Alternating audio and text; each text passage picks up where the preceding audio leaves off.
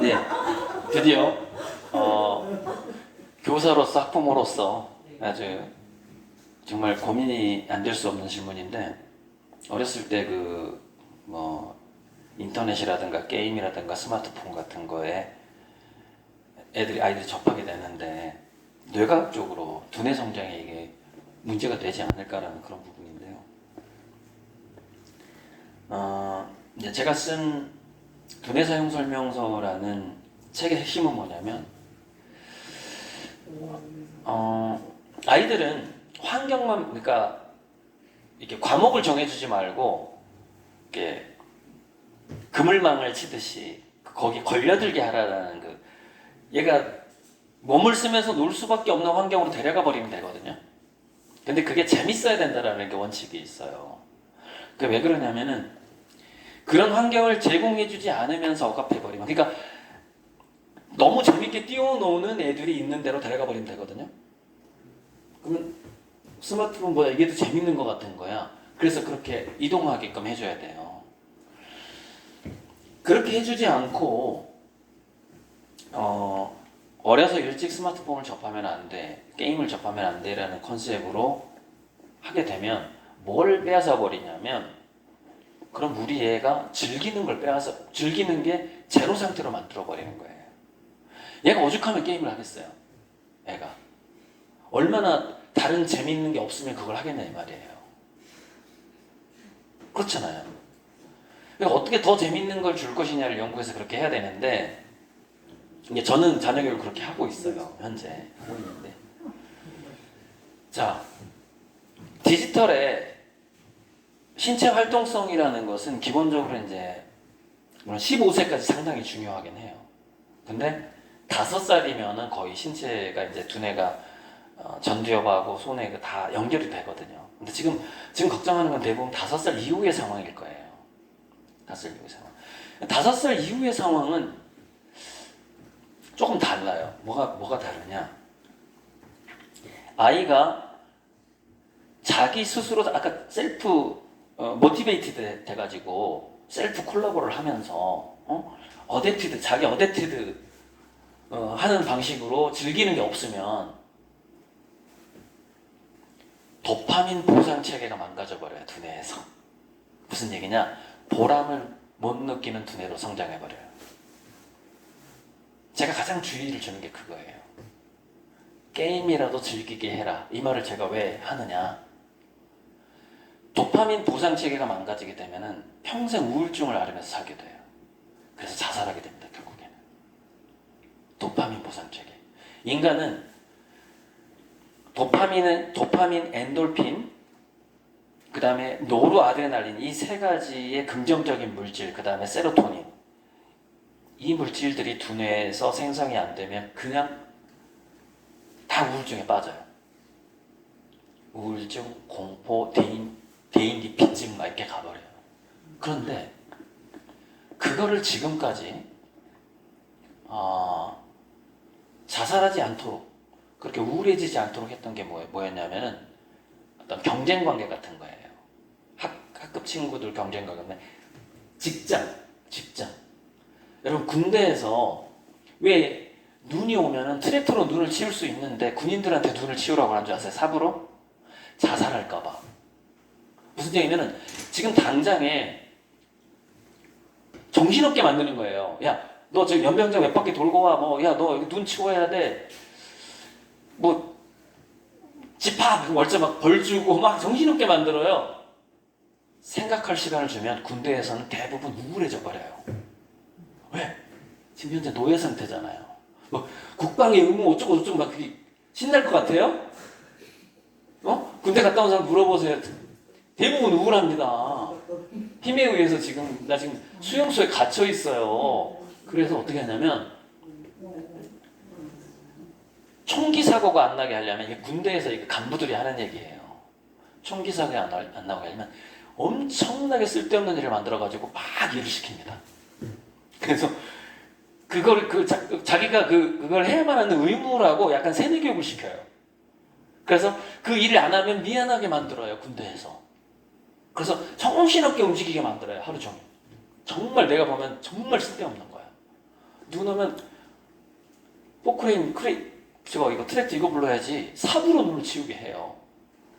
그 이유가 그거예요. 우울해질 틈을 안 주는 겁니다. 군대에서. 자, 그런데 얘가 어렸을 때 도파민 보상 체계가 망가졌어.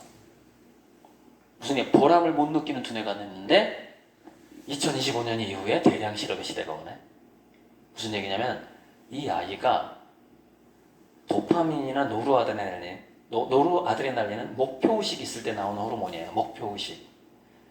도파민은 보람을 느낄 때 나오는 호르몬이고 노르아드레날린은 내가 뭔가의 목표를 세울 때 나오는 목표나 라이벌이 생겼을 때 나오는 호르몬이에요. 노르아드레날린. 그래서 도파민하고 노르아드레날린이 가장 많이 나오는 상태가 삼각관계 상태예요. 한 예쁜 여자가 있는데 얘랑 나랑 경쟁이 붙은 거야. 쟤랑 데이트를 하려고. 그 여자를 보면 너무 사랑스럽고 막 나한테 올 것 같아. 막 도파민이 막 하다가 라이벌이 딱 데이트 신청하거나 눈빛을 딱 주는 거 그냥 저놈을 어떻게 내가 제압할까 막 그래서 칼부리도 나고 하는 거예요. 그런데 그때 그 경쟁자가 딱 나타나고 이 여자의 사랑을 얻는 게 나의 목표야. 그때가 도파민하고 노르아드레날린이 가장 많은 상태가 된다는 겁니다. 인간의 두뇌에서. 그때 면역력이 가장 강해진대요. 그리고 절대 우울하지 않아. 절대 우울하지 않아. 그러니까 저 사람을 사랑을 해야 되고 저 사랑을 얻어야 되고 저 경쟁자를 내가 무찔러야 돼. 우울해질 수가 없어. 지금 빨리 비워달라고 지금. 몇 분? 15분? 몇 시까지 하시는지 물어보세요. 오케이. 5시 반이면 끝나겠죠. 자, 그런데 그게 이제 사랑하는 사람이 있는데 삼각관계야. 이때가 인간의 면역력이 가장 강한 상태예요. 쉽지 않은 거죠. 근데 자기가 더 유리하다고 생각할 때, 자기가 불리하다고 생각해버리면 안 돼. 그러니까 결국 이 사랑 경쟁에서 내가 이길 거야. 그 자신감이 있는 상태 삼각관계, 이게 가장 면역력이 강한 상태입니다. 인간이 절대 인생을 포기하지 않습니다. 그 사랑을 위해서. 네. 자, 그런 상태인데 그게 이제 목표의식하고 어떤 미래의 그 보람 같은 거, 그 사랑을 이뤘을 때 그 기대하는 거죠. 왜냐면 자신감이 있기 때문에 더 기대감이 커요. 그래서 우리가 배가 고팠을 때 그 요리를 할 때 가장 더 행복하다고 하거든요. 막상 몇 숟갈 먹었을 때보다 먹어버리면 이게 충만감, 포만감이 들어버리잖아요. 근데 이제 배고픈데 이제 우리 이제 난 산악회 아닌데 회원들이 등산 갔다가 내려올 때 가장 행복한 게 내려가서 막걸리 마시려고.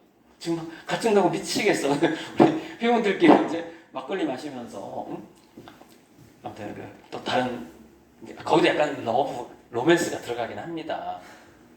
산악회 처음 나온 아줌마 이런 약간 그 로맨스가 약간 들어가긴 해요. 거기도 약간 그런 거. 그럴 때 굉장히 도파민이 많이 나온다고 하거든요. 그래서 중독되는 거예요. 아무튼 더 나가면 약간 시구금으로 갈 것 같아요. 넘어가고요.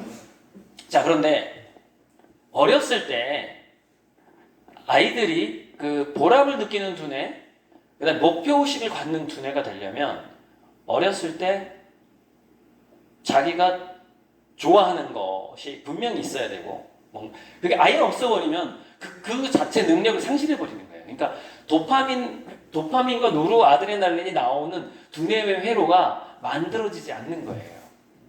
나중에 만나보죠. 15세가 넘어버리면 만들기 굉장히 힘들어요. 그래서 15세 이전에 부모한테 억압을 받으면서 공부를 했던 애들은 자살 확률이 굉장히 높습니다. 행복은 성두순이 아니잖아요. 봤잖아요. 저랑 같은 세화고등학교 다녔던 이미연이 나랑 같은 학년이었어. 이미연이 나보다 한 살 어리지만 행복은 성두순이 자살하잖아요. 전교 1등이 했는데 자살하잖아요. 공부를 즐기지 못한 겁니다. 그러니까 경쟁만 해도 안 되고요. 거기 반드시 즐거움이 있어야 돼요. 근데 게임이라는 것이 경쟁 속에 즐거움이 있거든요. 그러니까 아예 즐기는 게 없는 것보다는 게임이라도 빠지는 게 낫다라는 거예요. 왜? 걔는 두 번째 기회를 잡을 수가 있어요. 왜? 도파민 회로하고 노르아드레날린 그걸 보상 회로라 그래요. 그러니까 동기부여를 만드는 감정적인 능력을 만들어내는 회로예요. 호르몬이 우리의 감정을 만들기 때문에 그 회로가 게임을 하는 자 학교 가면 재미가 없어. 우리가 중고 집단 소속 집단이라는 게 있잖아요. 자기 중고 집단은 소설 게임이야. 학교 얘를 쳐다보고 싶지도 않아. 나 지금 내 클랜들이 있어. 클랜들이 그 게임 속에 전투하잖아요. 게임 속에서 그 클랜들이 뭐 나이를 몰라. 별명이니까 얼굴을 안 보잖아요. 그러니까 이 사람이 할아버지인지 70대인지 초등학생인지 알 수가 없어. 근데 걔네들이 나의 중고 집단이야. 게임에 빠진 애들은 중고 집단. 그 중고 집단을 경험하지 못하면 도파민 보상 체계를 만들 수가 없다는 것이죠.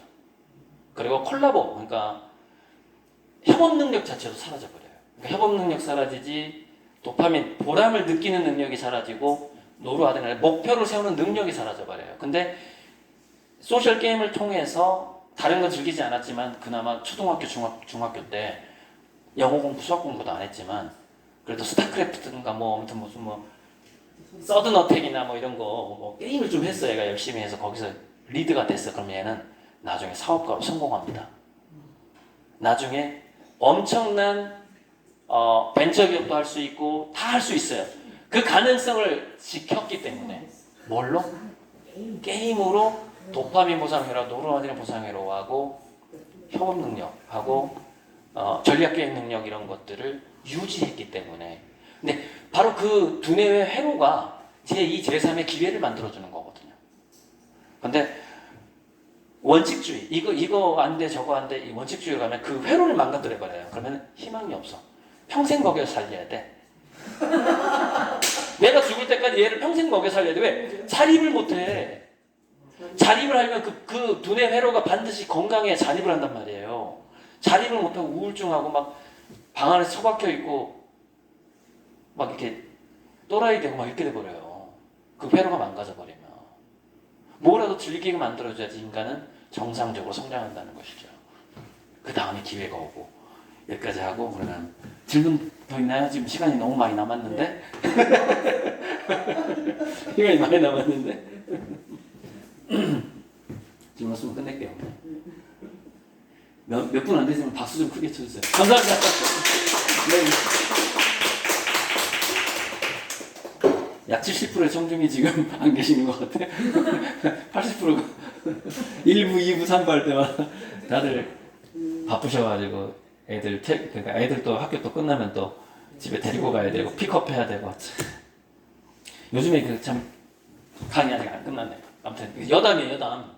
이게 있잖아요. 교통사고 있잖아요.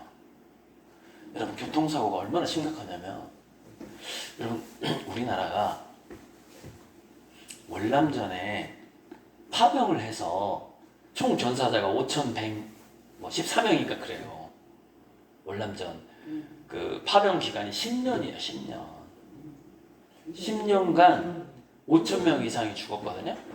10년인가 뭐 6년인가 7년인가 아무튼 한국이 파병을 시작한 게 1967년이었나? 그러고서 월남전이 77년에 끝났잖아요. 그러니까 거의 한 10년간인데 10년 동안 5,000명 넘게 이제 사망자만 다친 사람 더 많겠죠.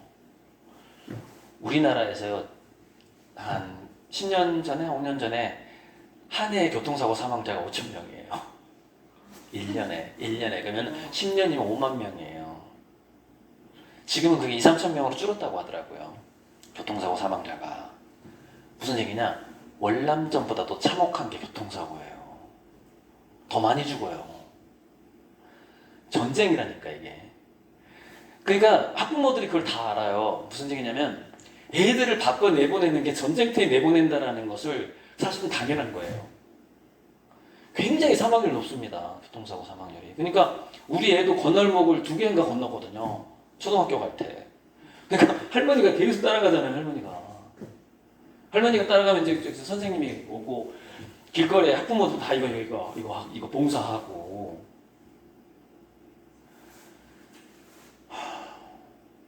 게다가 잠잘 시간도 없이 그 화물차들 운전하다가 졸음운전으로 죽고. 군대에서도 이게 대치 상황 되면 잠을 못 자거든요. 졸면 죽으니까. 졸면 죽어요. 전쟁하다가. 그래서 잠이 안 오죠. 그래서 저는 이제 이런 부분들이